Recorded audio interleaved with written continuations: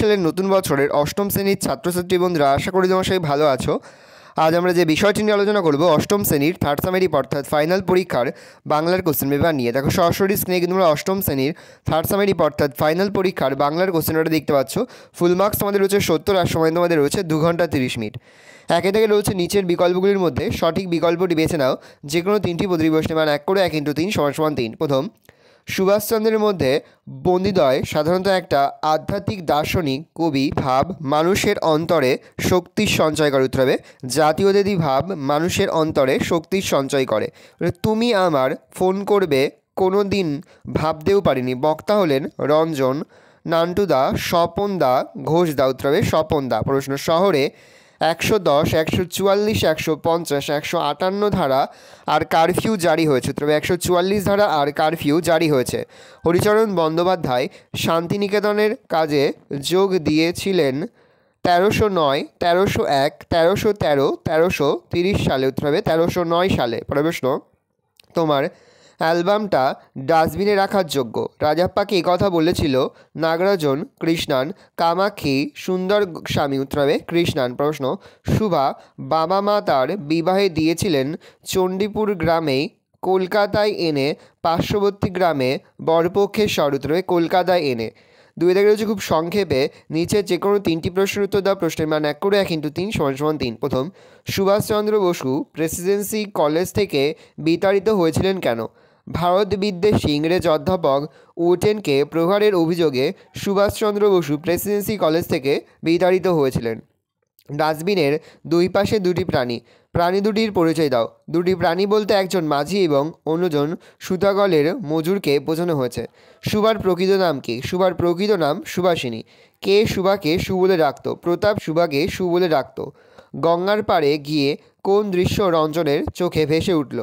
ব্যথিত মন নিয়ে গঙ্গার পাড়ে গিয়ে রঞ্জন দেখেছিল জলের ছোট ছোট ঢেউ, দূরে নৌকা করা কয়েকটা ছোট বড় জাহাজ, অনেকগুলো নৌকা ফেরি স্টিমার রয়েছে। ব্যাপারটা কি হলো বুঝতে একটু সময় লাগলো সমর্থকদের। এখানে কোন ব্যাপারের কথা বলা হয়েছে? উত্তর লিখবে যুবভারতী ক্রীড়াঙ্গনে রঞ্জন সরকারের ব্যাগভলিতে তারা গোপালের বিষয়টি বুঝতে একটু সময় লেগেছিল দর্শকদের। রাজাপ্পা কিভাবে তার অমূল্য ডাকটিকিটগুলি সংগ্রহ করত? রাজাপ্পা অনেক খোঁজখবর নিয়ে অত্যন্ত কষ্ট স্বীকার করে তার অমূল্য ডাকটিকিটগুলি সংগ্রহ করত। নাগরাজনের অ্যালবামটি তাকে কে উপহার দিয়েছিল? উত্তর লিখবে নাগরাজনের অ্যালবামটি তার কাকা উপহার দিয়েছিল। তিনি তাকে রয়েছে নিচে যে কোনো দুটি প্রশ্নের উত্তর নিজের ভাষায় লেখো। প্রশ্নের মান 2 করে 2 × 2 = 4। প্রথম, হঠাৎ ডাস্টবিনটা একটু নড়ে উঠল। ডাস্টবিন নড়ে ওঠার অব্যাহতির পরে কি দেখা গেল? দুটো রাস্তার সংযোগস্থলে একটি ডাস্টবিন পড়েছিল। সেই ডাস্টবিনের কাছে আশ্রয় নেওয়ার সময় স্পষ্টই বোঝা যায় আর একজন মানুষ সেখানে আছে। তখন একে অন্যের প্রতি সন্দেহ করে। প্রথমে মনে হয় নিশ্চয়ই কোনো চতুষ্পদী প্রাণী এখানে আছে। এক সময় খানিকটা ভয় ও কৌতূহলের সঙ্গে দেখা যায় ডাস্টবিনের ওপাশ থেকে আর একজন মানুষ একই ভয় আতঙ্ক নিয়ে অন্যজনকে বোঝার চেষ্টা করছে। সুতরাং আলাপ গল্পে ভীতপ্রদ একটি পরিবেশ তৈরি করার জন্য লেখক ডাস্টবিন নড়ে ওঠার প্রসঙ্গকে গুরুত্ব দিয়েছে। হরিচরণ বন্দ্যোপাধ্যায়ের প্রতি প্রাবন্ধিক হীরেন্দ্রনাথ দত্ত তার অনুরাগ কীভাবে ব্যক্ত করেছে তা বিশদভাবে আলোচনা করো। প্রাবন্ধিক হীরেন্দ্রনাথ দত্ত ব্যক্তিগতভাবে হরিচরণ বন্দ্যোপাধ্যায়ের কাছে নিজেকে অনেক ঋণী বলে মনে করেছেন। প্রাবন্ধিক খুব কাছের থেকে তাকে দেখার সৌভাগ্য অর্জন করেছিলেন। গ্রন্থাগারে ছোট একটি ঘরে হরিচরণ বাবু থাকতেন। তখন বঙ্গীয় শব্দকোষ গ্রন্থের প্রকাশনার কাজ শুরু হয়নি, যদিও গ্রন্থ লেখার কাজ সমাপ্ত হয়ে গিয়েছে। জীবনের সবথেকে মহার্ঘ কর্ম তিনি সমাপ্ত করেছেন। প্রাবন্ধিকের মধ্যে তিনি একজন প্রসন্নচিত্ত ও সাধক মনের মানুষ ছিলেন, আর এজন্য অকৃত্রিম পরিশ্রমের ফসলস্বরূপ ভবিষ্যতের হাতে তুলে দিয়েছেন বঙ্গীয় শব্দকোষের মতো এই মহামূল্যবান সম্পদ। ঠিক 1 বছর আগের ঘটনা। 1 বছর আগে কোন ঘটনা ঘটেছিল? ঠিক 1 বছর আগে ঘটনা বলতে ক্লাবের সম্পাদক ও কোচ কীভাবে দল গঠন করবে সেই আলোচনা করার কথা বলা হয়েছে। তারা 1 বছর আগেও জানতে চেয়েছিল দলে কারা কারা থাকবে, অর্থাৎ স্পষ্টই রঞ্জন সরকার উপলব্ধি করতে পারে 1 বছর আগেও তাকে ক্লাব কতখানি গুরুত্ব দিত। পরে রয়েছে 4 দাগে নিচে যে কোনো দুটি প্রশ্নের উত্তর নিজের ভাষায় লেখো। প্রশ্নের মান 5 করে, 5 গুণ 2 = 10। প্রথম, সুভাষ সঙ্গে মনুষ্যেতর প্রাণীর বন্ধুত্ব কেমন ছিল তা লেখো। চণ্ডীপুর গ্রামে সমবয়সী বালক বালিকারা সুভার কথা না বুঝলেও রবীন্দ্রনাথ ঠাকুর লিখেছেন, সুভার যে গুটিকত অন্তরঙ্গ বন্ধুদল ছিল না তা নহে। এই অন্তরঙ্গ বন্ধুরা হলো 1 গোয়ালের 2টি গাভী, 2 ছাগল, 3 বিড়াল শাবক। শেষের দুটি প্রাণীর সঙ্গে সমক্ষভাবে মৈত্রী না থাকলেও এরা যথেষ্ট আনুগত্য প্রকাশ করত, কিন্তু সর্বস্বীয় পাঙ্গুলির সঙ্গে সুভার আন্তরিক হৃদয়তা বা অন্তরঙ্গ বন্ধুত্বের গাঢ় সম্পর্ক গড়ে উঠেছিল। তখন মিনতি করছে তা তারা মানুষের অপেক্ষা ভালো বুঝতে পারত। এই দুটি গাভী সুভার মনের সমস্ত অনুভূতি উপলব্ধি করতে পারত, ফলে সুভার সঙ্গে মনুষ্যেতর প্রাণীর সম্পর্ক রচিত হয়েছিল। এত দুঃখ, এত ব্যথা সে কোনোদিনও পায়নি। এই দুঃখ যন্ত্রণার দিনে কিভাবে অতীতের সুন্দর দিনগুলির কথা রঞ্জনের মনে এসেছে। দুঃখ কষ্টের দিন রঞ্জনের অতীতের দিনগুলির কথা মনে পড়েছিল। প্রতি বছর বার পুজোর সময় তার কাছে ফোন আসতো। ফোন করতেন ক্লাবের প্রেসিডেন্ট, সেক্রেটারি ও পদস্থ সদস্যরা। ভোরবেলাতেই তার বাড়ির সামনে গাড়ি এসে দাঁড়াতো তাকে মাঠে নিয়ে যাওয়ার জন্য। রঞ্জন গাড়ি এলেই মাঠের দিকে রওনা হতো। এইভাবে অতীতের সেই মধুর দিনগুলি তার মনে পড়েছিল। রাজাপ্পার চোখ জলে ভরে গেল। কোন পরিস্থিতিতে রাজাপ্পার চোখ জলে ভরে উঠল? রাজাপ্পা অবশেষে তীব্র হিংসার বশে নাগরাজনের অ্যালবামটি আগুনে পুড়িয়ে দেয়। সৌন্দর্যের এই ধ্বংস দেখে তার মনে গভীর এক অনুশোচনা বোধ তৈরি হয়। সেই পরিস্থিতিতে রাজাপ্পার চোখ জলে ভরে ওঠে। ক্লাসের সমস্ত ছেলে মেয়ে নাগরাজনের অ্যালবামের প্রতি মুগ্ধ হয়ে রাজাপ্পা মনে মনে অভিমান করে। সেই অভিমান একসময় বিদ্বেষে পরিণত হয়। সে যে কোনোভাবে নাগরাজনের অ্যালবামটি দেখার চেষ্টা করে। এক সময় তার বাড়ি গিয়ে অ্যালবামটি চুরি করে আনে, কিন্তু চুরি করার পরে অদ্ভুত এক সমস্যা তার মনের মধ্যে তৈরি হয়। যে কোনোভাবে রাতে ঘুমোতে পারে না, তার মধ্যে অস্থিরতা দেখা যায়। ফলে সে বাধ্য হয়ে অ্যালবামটি পুড়িয়ে দেয়। যখন নাগরাজন রাজাপ্পার সামনে দাঁড়িয়ে মনের কষ্ট প্রকাশ করে, তখন সহপাঠীর সেই ব্যথা বেদনাবোধ রাজাপ্পাকে পীড়িত করে। অপূর্ব ও মূল্যবান অ্যালবামটি নষ্ট করার কারণে এক তীব্র অনুশোচনা বোধ থেকে রাজাপ্পার চোখ জলে ভরে ওঠে। 5 দাগে রয়েছে নিচের বিকল্পগুলির মধ্যে সঠিক বিকল্পটি বেছে নাও, যে কোনো 3টি। প্রতিটি প্রশ্নের মান 1 করে, 1 × 3 = 3। প্রথম, আগামীকালের আশ্বাস রুটি ভাত কাপড় দিয়ে কি আজ বাঁচা যায়? উত্তর হবে, রুটি দিয়ে কি আজ বাঁচা যায়? ছোট্ট একটা টুক করে বাইরেটা বদলে পাল্টে ঘুরিয়ে ধসিয়ে দাও, তবে বদলে দাও। প্রশ্ন, গাছগুলো নদীর জলে গা ধুয়ে স্নান করে পাতা ধুয়ে শিকড় ধুয়ে আসুক। উত্তর হবে, স্নান করে আসুক। পরের প্রশ্ন, মাসি পিসির বাড়িতে অনেকগুলো পেট কিন্তু রোজগার সামান্য 2 মুঠো 1 মুঠো, অতি অল্প। উত্তর হবে, 1 মুঠো। লোকটা জানলই না কবিতায় আলাদিনের আশ্চর্য প্রদীপ বলা হয়েছে লোকটার বুদ্ধিকে, হৃদয়কে, চেতনাকে, দৃষ্টিকে। উত্তর হবে, হৃদয়কে। 6 দাগে রয়েছে খুব সংক্ষেপে নিচে যে কোনো 3টি প্রশ্নের উত্তর দাও। প্রতিটি প্রশ্নের মান 1 করে, 1 × 3 = 3। প্রথম, মানুষ পরাধীন হয় কখন? একজন মানুষ যখন অন্যের দ্বারা পদোন্নত তখন সে পরাধীন।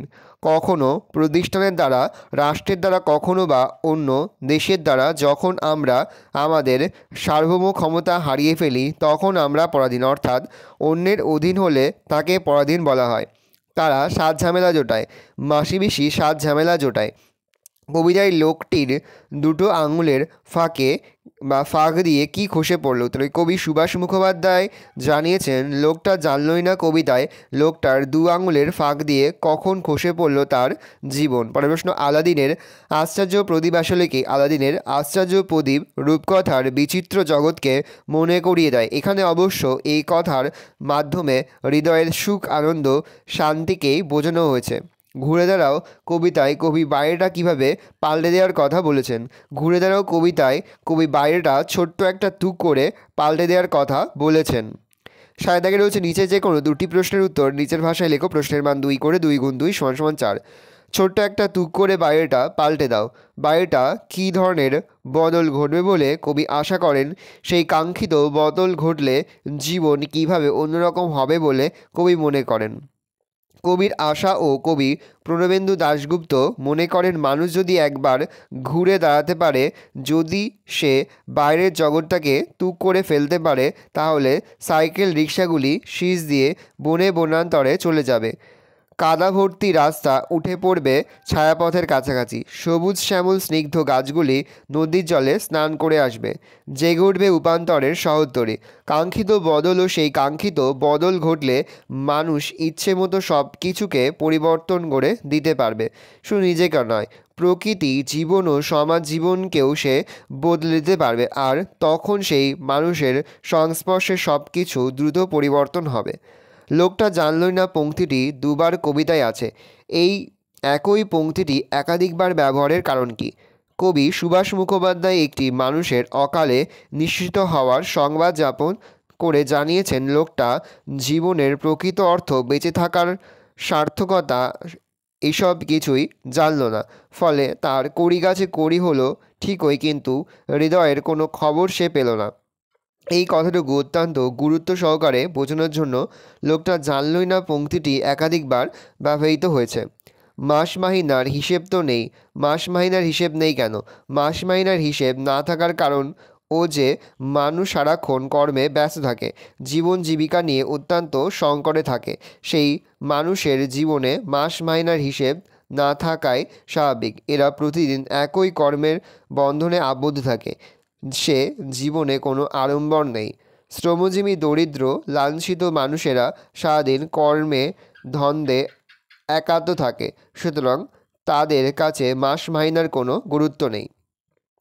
আর দেখে রয়েছে নিচের যে কোনো দুটি প্রশ্নের উত্তর নিজের ভাষায় লেখো। প্রশ্নের মান 5 করে, 5 × 2 = 10। প্রথম, আগামীকালের রুটি দিয়ে কি আজ বাঁধা যায়? এখানে আগামীকাল আর আজ বলতে কি বোঝানো হয়েছে? আগামীকাল। মার্কিন কবি ল্যাংস্টন হিউজ কোনো মিথ্যে স্বপ্নে বিশ্বাস করেন না।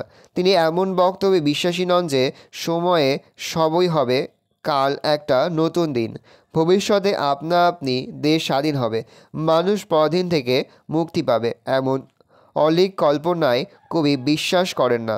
শুধু স্বাধীনতার স্বপ্ন নিয়ে পরাধীন লাঞ্ছিত জাতি বাঁচতে পারে না।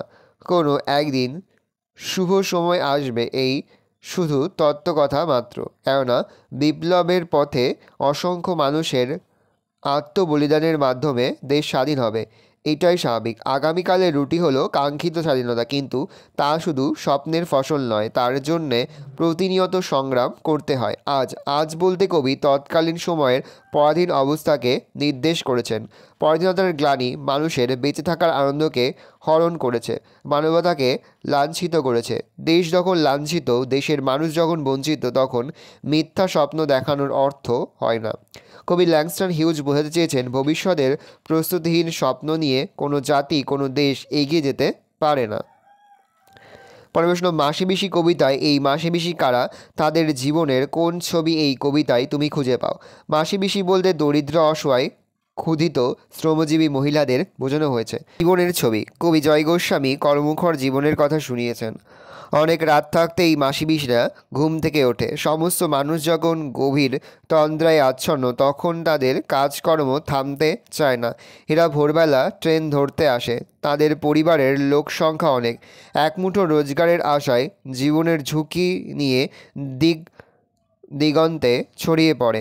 কখনো রেলবাজারের হোমগার্ডরা ঝামেলা করে, তবু তাদের কাজ করতে হয়। এরা কখনো মাস মাহিনার হিসাব রাখে না।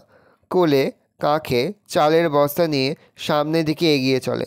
তাদের জীবন এক প্রকার মন্থরভাবে চলে। 9 দাগের রোজ খুব সংক্ষেপে নিচের প্রশ্নগুলোর উত্তর দাও। যে কোনো দুটি, প্রতিটি প্রশ্নের মান 1 করে, 1 × 2 = 2। দুর্গা রান্নার হাঁড়িটা ফেলে দিতে চায়নি কেন? দুর্গা হাঁড়িটা ফেলতে চায়নি কারণ আর একদিন সে বনভোজন করতে চেয়েছিল। সর্বজয়া দুর্গা কোথায় কী তুলতে গিয়েছিল? সর্বজয়া দুর্গা জামতলায় কচু শাক তুলতে গিয়েছিল। ঔষধ হিসাবে দুর্গা কী খেত? ঔষধ হিসাবে দুর্গা নিম ছাল সিদ্ধ খেত। 10 দাগের রয়েছে নিচের যে কোনো একটি প্রশ্নের সংক্ষিপ্ত উত্তর দাও। প্রশ্নের মান 3 করে। প্রথম, সেদিন আশ্চর্য ব্যাপার ঘটেছিল। আশ্চর্য ব্যাপার কী কী ছিল? এক বুড়ো বাঙালি মুসলমান একটা বড় রংচঙে কাঁচ বসানো টিনের বাক্স নিয়ে খেলা দেখাতে এসেছিল। জীবন চৌধুরীর ওখানে সবাই একে একে পয়সা দিয়ে নলে চোখ লাগিয়ে দেখছিল। দুর্গার কাছে পয়সা ছিল না, সে দাঁড়িয়েছিল।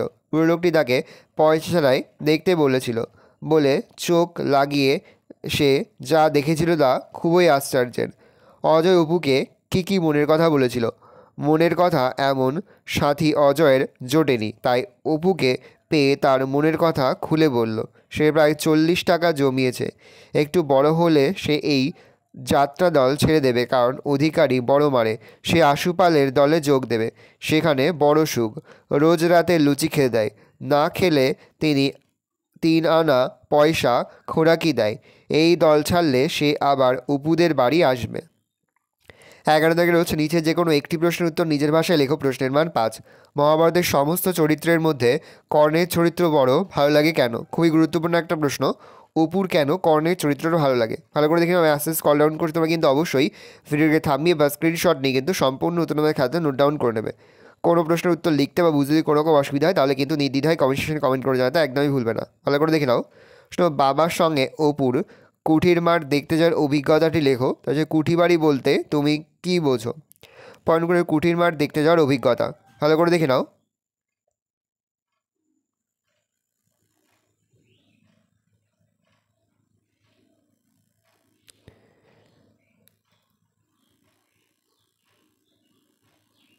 বারো দাগে রয়েছে নিচের বিকল্পগুলির মধ্যে সঠিক বিকল্পটি বেছে নাও।